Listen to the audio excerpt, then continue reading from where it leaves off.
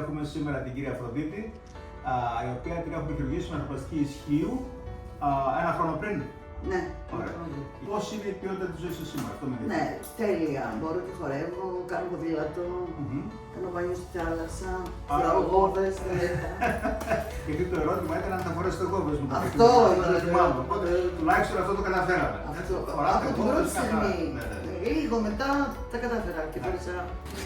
Ωραία, όσο πιάνετε μπορείτε. Ωραία. Ωραία, και γυρίστε λίγο προς τα μένα. Ωραία. Πελάτε προς τα εδώ.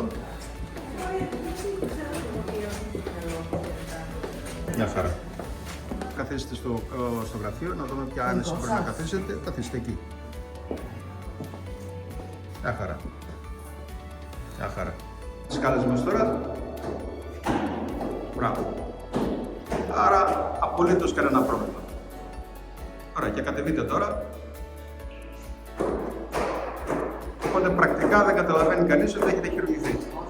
Τέλεια, τέλεια. Ευχαριστώ. Για περιγράψτε μου λοιπόν πώς ήταν η ποιότητα της ζωής σας λίγο πριν το χειρουργείο. Δηλαδή πώς ήσασταν πριν το χειρουργείο. Με πόνο και από σύντομα. Μάλιστα. Θυμάμαι ότι ήσασταν πολύ στεναχωρεμένοι, ήσασταν ελαφρώς καταθλιπτικοί λίγο πριν το χειρουργείο. Ναι, βαρέως καταθλιπτικό. Βαρέως καταθλιπτικό, με πόνο, έντονο, καθημερινά κτλ. Σήμερα ήρθατε για τυπικό έλεγχο ένα χρόνο μετά το χειρουργείο να μας πείτε πώς είστε. Για πείτε μας. Για να σας δω γιατί είναι μια χαρά. Ωραία. Λοιπόν, μετά μας φέρετε τα δώρα σας, ευχαριστούμε πάρα πολύ. Και για πείτε μου λοιπόν πώς είναι η ποιότητα της ζωής σας σήμερα. Ναι, τέλεια. Μπορώ και χορεύω, κάνω ποδήλατο, κάνω μπάνιο στη θάλασσα, φοράω γόβες, Γιατί το ερώτημα ήταν αν θα φορέσετε γόβες μου. Αυτό είναι το ερώτημα. Οπότε τουλάχιστον αυτό το καταφέραμε. Από την πρώτη στιγμή. Λίγο μετά τα κατάφερα και φόρησα. Άρα σε γενικές γραμμές είμαστε εξαιρετικά καλά και έχουμε τώρα μια ποιότητα που είναι κοντά στο φυσιολογικό.